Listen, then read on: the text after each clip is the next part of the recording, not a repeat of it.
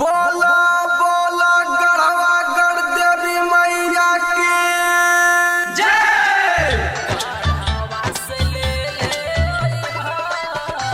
DJ Amit Tiwari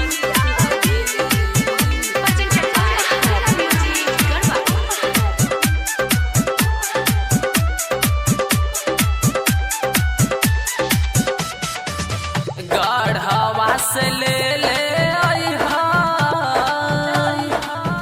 लाल हके चुनरिया जी,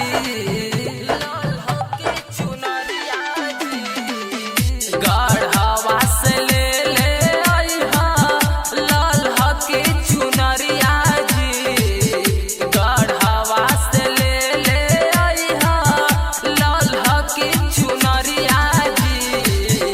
हमहु करब सोपिया नमी के पूजनिया जी, गढ़वा के गढ़ देवी माई के करब दर्शनिया जी, हमहु करब सोपिया। डीजे अमित तिवारी